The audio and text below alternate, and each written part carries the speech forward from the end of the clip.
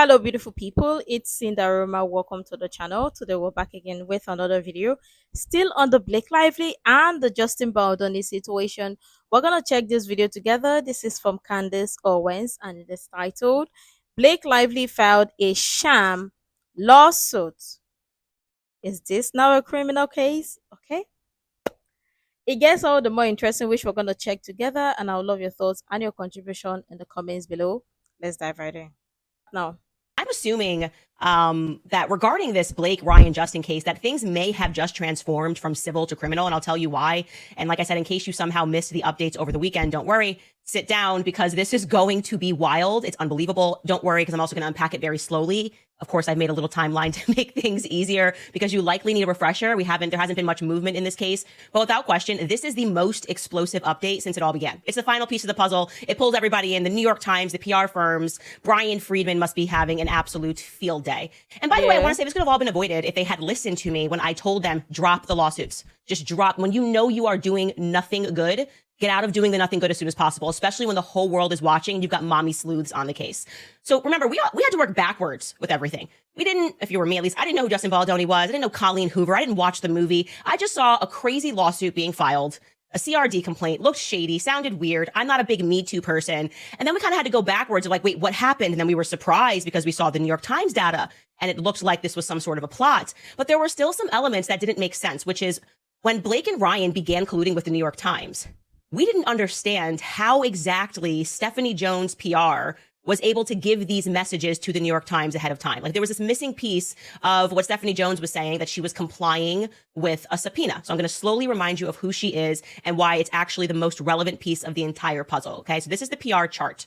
They start making this movie and Jones Work PR, which is run by Stephanie Jones. She's a coffee and Adderall is life woman. Okay, is doing the PR for Wayfarer Studios. That's Justin Baldoni, Steve Sarwitz. She is doing, her firm is doing the PR for this film.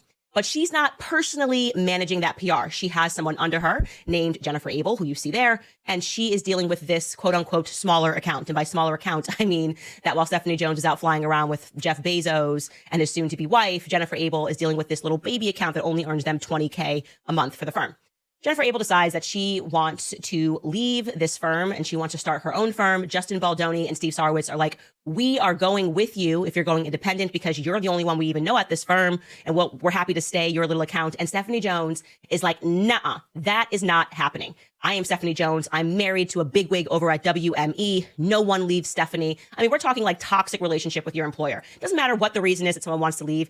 They want to leave. Let them go. Goodbye. Okay. You can't have this sort of a relationship with your employees. But she was under a lot of pressure and she thought, well, does this mean she's going to steal more clients from me? I made Jennifer Abel. No one leaves me and takes one of my clients. Okay. So despite the fact that Jennifer Abel gave 6 weeks notice, like I said, she was going to leave in July. She's like, I'm not going to leave until August to give you time.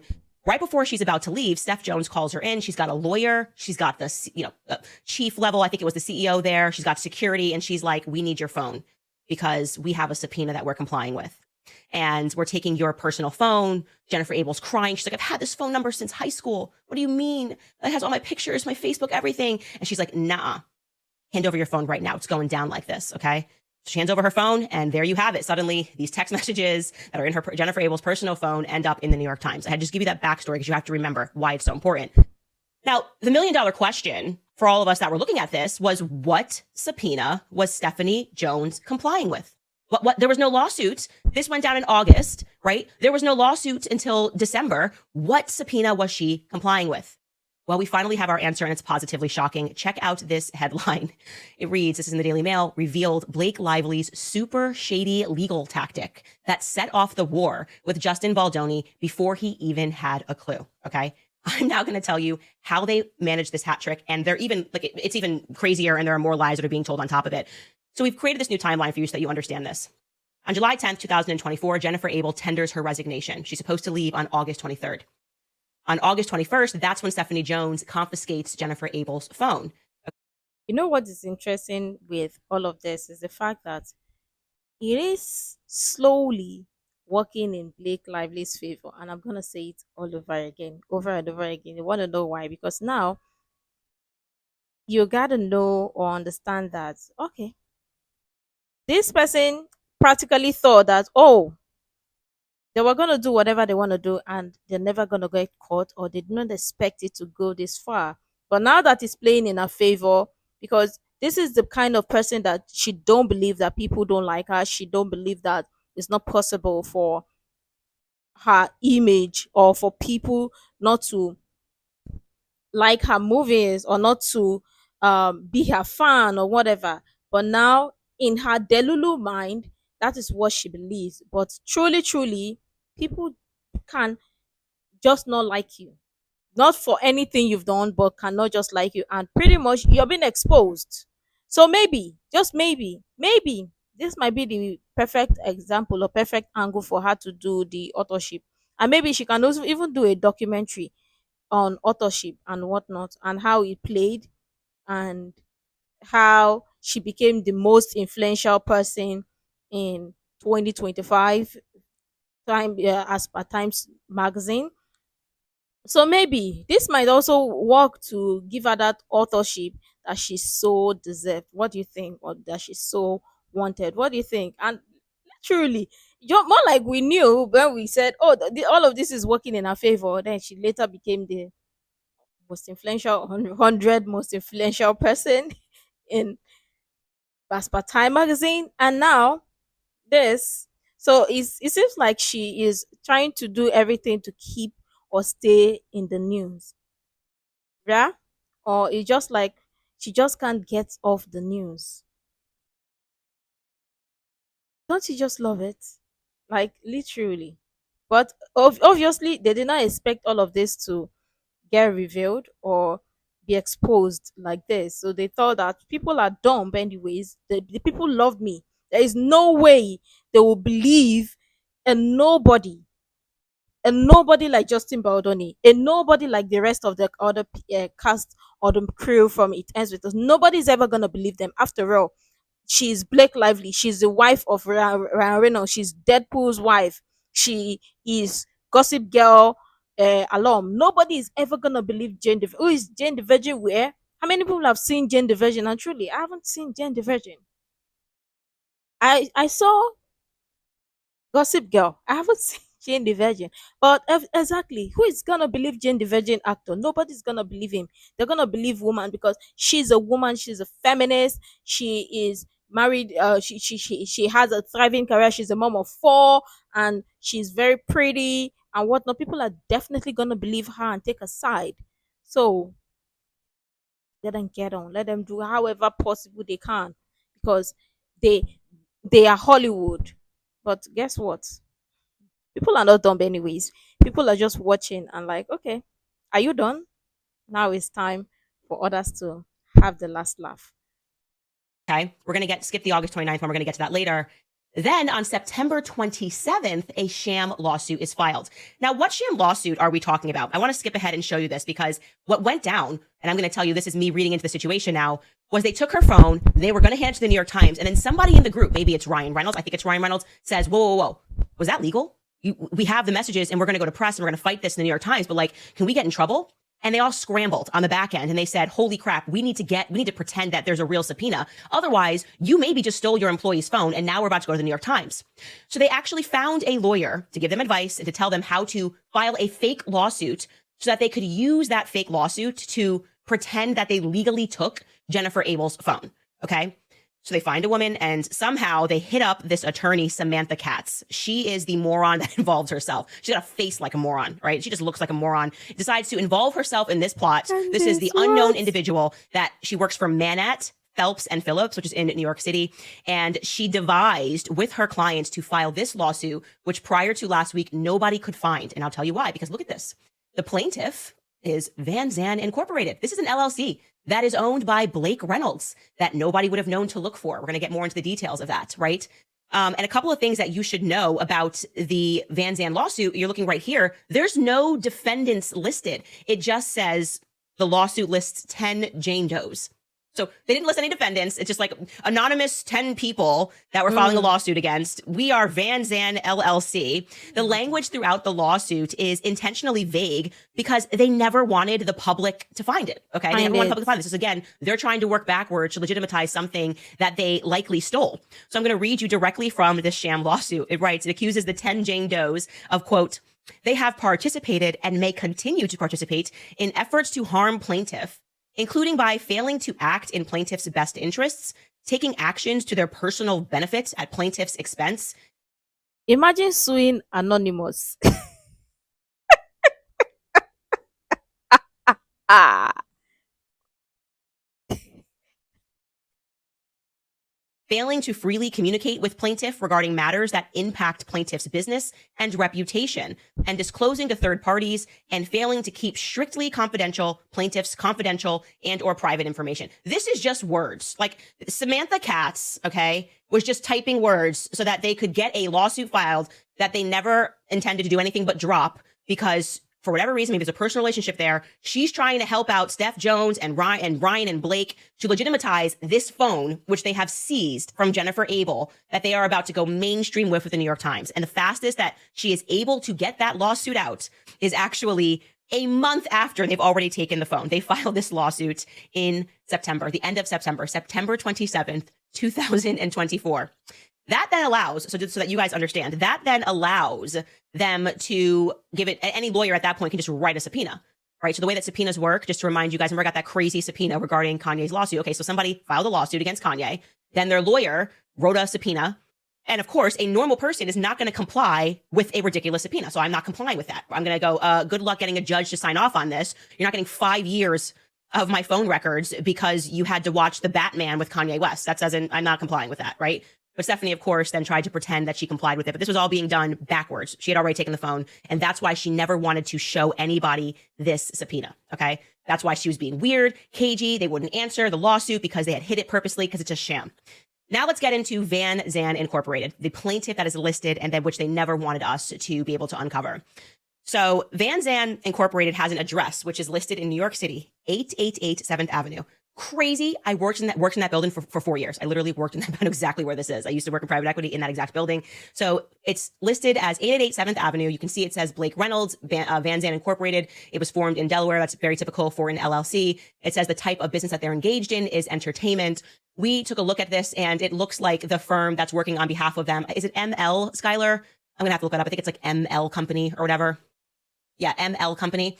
And you can see that their agent that they have listed here that is to accept service on behalf of this LLC is Eric Binder. Okay. So the only business, when you look back through these documents of Van Zan Incorporated, this is where it's going to get crazy. The only business that it was recorded as having completed was receiving 2 shipments of furniture and fabric and doors. Okay. It was sent to Blake and Ryan's home in Westchester County. Now, why would they use an LLC to get Blake's? Honestly, that's kind of tax evasion, to be honest, unless they have an office, which they're working from, which they could in their Westchester home, but like they're actors and entertainers. So that would be hard for me to imagine what they do. They're running it through an LLC for a tax benefit, which they're likely just doing renovations to their homes. Who knows? I'm not an IRS agent, but this is a really stupid thing to do. But they're running it through their business. They've received fabrics and doors to their Westchester home. Interestingly enough, it was shipped. That fabric and doors was shipped to the name, because they probably don't want to put their name on it, Molly Caro. Okay, this is the only business action. If you go through Van Zan Incorporated documents, it shows you that this was shipped to Molly Caro on behalf of Blake. Now, who is Molly Caro? Very important. She is the PR officer that works for Vision PR. Let's pull up our PR thing again. Who's Vision PR? That's Leslie Sloan's PR firm. Who are Leslie Sloan's clients? Here's our charts. Leslie Sloan's clients are Blake and Ryan. So we have now just connected these 2 PR firms that were both involved in filing this sham lawsuit. Molly Caro was the person that works with this LLC, works with her clients. This is a disaster for them. Epic disaster. And they thought they were going to cover their tracks. People were not going to find out because, yeah, people are dumb. And they practically thought that, well, people will not go this far to, or maybe they did not think that Justin Baldoni was, on the other hand, would keep receipts or keep information or documents or whatever that is going to point and prove that, oh, you thought you're the only messy one. Well, I have evidence to back to show that I knew exactly what you were doing. I just wanted to play along just because we we wanted this project to be done with. But again, desperate moves. Desperate. I wonder who actually advised them on this. Who had actually advised the Reynolds? Molly Caro has since wiped all her socials. Girlfriend, if you are watching and looking, it is too late. The sleuths are on it. They've put everything. There's Reddit feeds. You are donezo. Just come forward and say that you did bad crimes. Just come and be like, I did bad crimes. My name is Molly Caro, and I did bad stuff because I was high on the supply of A-listers and didn't think we'd get caught. Molly Caro also has an interesting connection to Taylor Swift, which I love because she's also involved. I'm not buying this whole, she just wants to be private and her and her boyfriend are hiding. No, Taylor Swift is smart. She knows when she's too close to the sun. Molly Caro is also listed as the producer for Taylor Swift's video, I Bet You'll Think About Me, which Taylor's version, which was directed by Blake Lively. And Molly Caro is also listed as an extra in the All Too Well short film, which was Taylor Swift's other song, All Too Well, both directed by Blake Lively. So there's a connection here between all of the players that we have seen involved and this sham lawsuit. These are just the facts, okay? Case closed, my friends. We got Leslie Sloan PR, Vision PR, or her PR firm, rather, Vision PR, colluding with Stephanie Jones PR. And they filed this sham lawsuit because they're going, crap, we took this phone and we got these messages, but we have to make sure it's above board. And so they got this Samantha Katz woman to file this lawsuit as quickly as humanly possible, because then they could pretend publicly that Stephanie Jones was just complying with a subpoena. No, you weren't just complying with the subpoena. You did something evil to your former employee because you're crazy. You're an insane person, okay? Because you think your employees are slaves and they can't leave. You never leave me. I'll ruin you on the way out. And then you colluded with the New York Times, and we still need to figure out who was friends with Megan Twohey, but there's no doubt that got started in October while pretending that they, had these messages because they were acting out of subpoena. So let's just look at that new timeline, because what's interesting is it made me think. I first said that there was an alibi angle here. And what initially made me think that they were working on an alibi and they were trying to go backwards were those shady text messages. You guys remember those shady text messages between Ryan and Leslie Sloan? Yes. And she starts and she's like, hey, it's Les. And I'm like, that's weird. And then Ryan goes through these like great lengths to be like, let's not respond to PR at all or engage. These are the messages. These were sent on August 29th. All right. And he's like, not answering regarding this, piece that had come out about Blake Lively's brother-in-law. And then he writes this, thank you for sending. He's saying this to Leslie Sloan. It's imperative that we stay silent on everything and speak to nobody. As I mentioned in Denmark before Blake's premiere, to not talk to anyone about any of these attacks on Blake. Just making sure you haven't done that at any point, ? I think this is sweet that Bart said this, but the only thing to do is to remain quiet for now. And I saw this message and I presented it to you guys. I think it was back in February. And I said, this is an alibi. Okay. They had already done something very bad and they were trying to work backwards in the event that their messages got subpoenaed. So that's August 29th. Let's now plug this in to the timeline so you realize like how caught Ryan and everybody is in this. So this is the new timeline. So yes, you have Jennifer Abel tenders her resignation July 10th.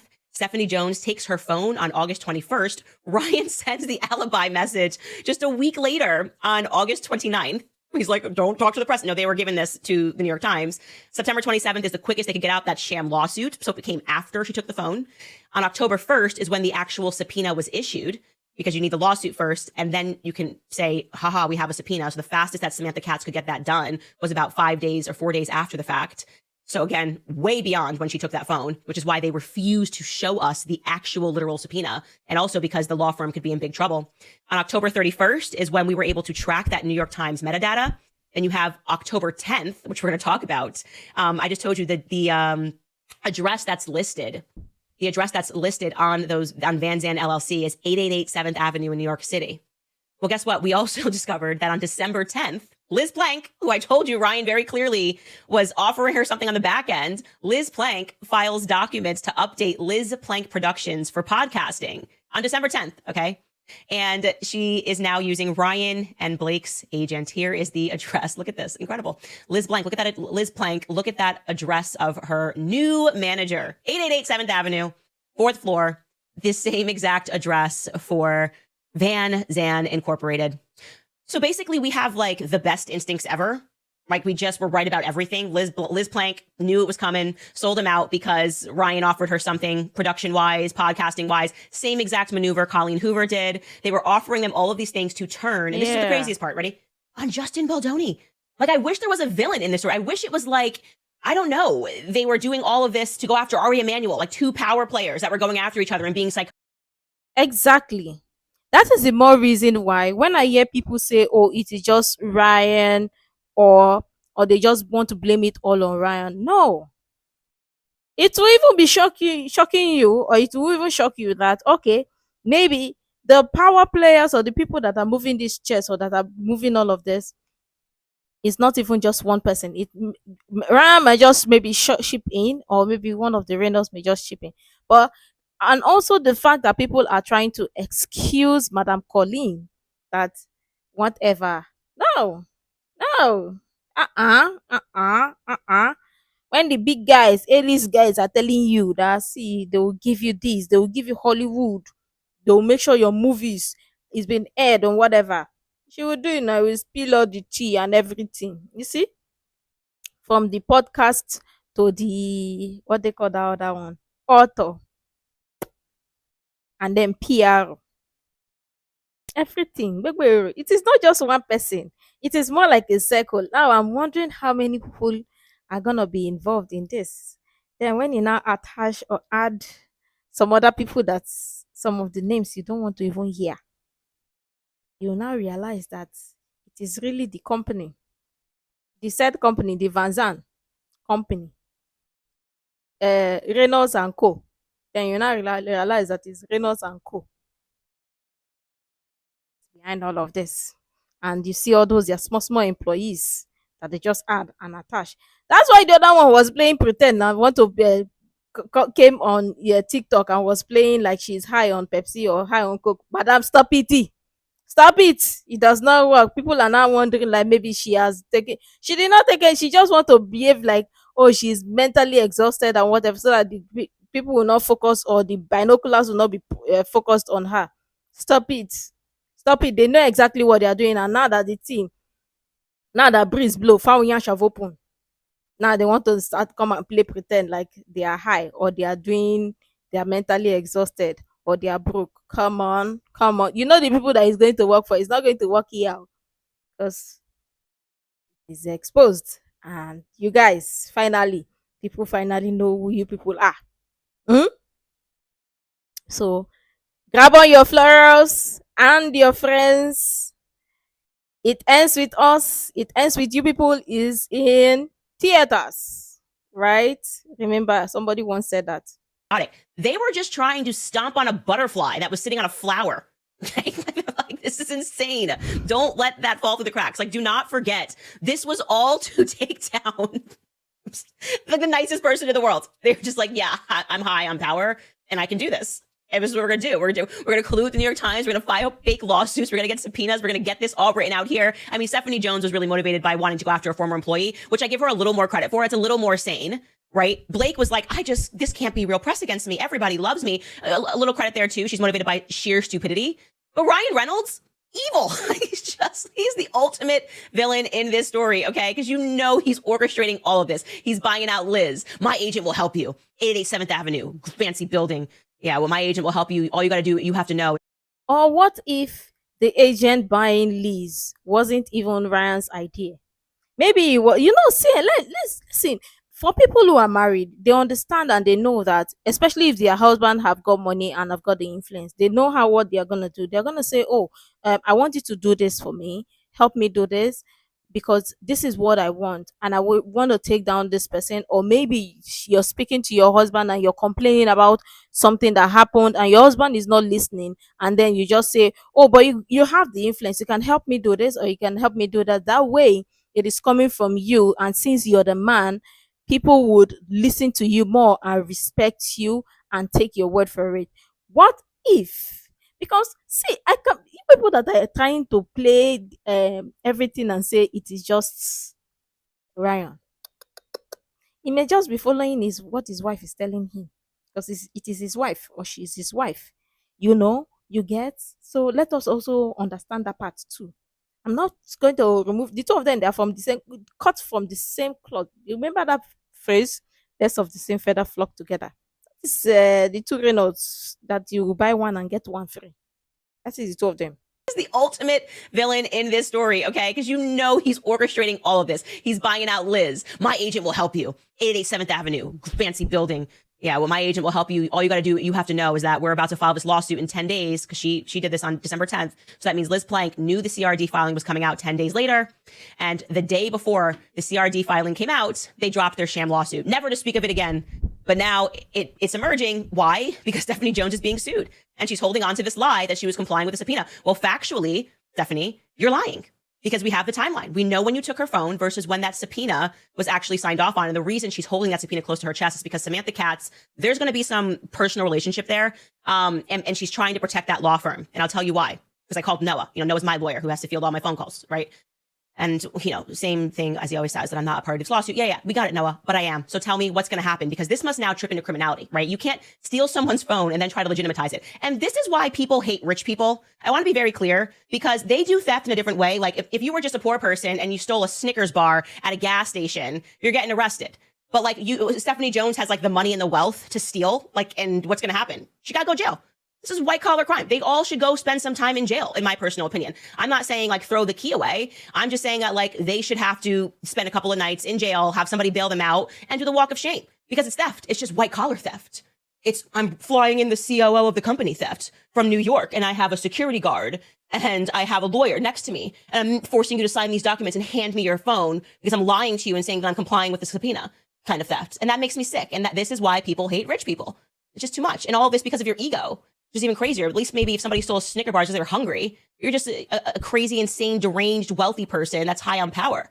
Anyway, so I call Noah and I ask him, what's going to happen? Because some heads have to roll. And the first thing he said was because he recognized a law firm in New York. And he's like, this is a very big law firm. Major people are talking about this is stupid. Like I said, moronic. Samantha Katz, you're an idiot. Okay. She made partner and she put it all on the line to help these people because, I don't know, maybe she felt cool. Maybe she went to dinner with them. Maybe she got Taylor Swift tickets. Somebody check her Instagram. I don't know what she did this for, because most lawyers would be like, no, obviously I'm not going to risk my license. So he was telling me that there's this federal rule called Rule 11, which essentially it impacts attorneys. If an attorney knowingly signs off on a junky lawsuit, because they get into trouble, because when they're signing off on any document, they're signifying to the courts that this lawsuit is legitimate, that it has legitimate legal contentions. It's not frivolous, etc. Right? And federal Rule 11 also outlines what those specific requirements are for signings, pleadings, and they can impose sanctions if a lawyer engages in bad conduct or bad faith. An attorney can even lose their law license.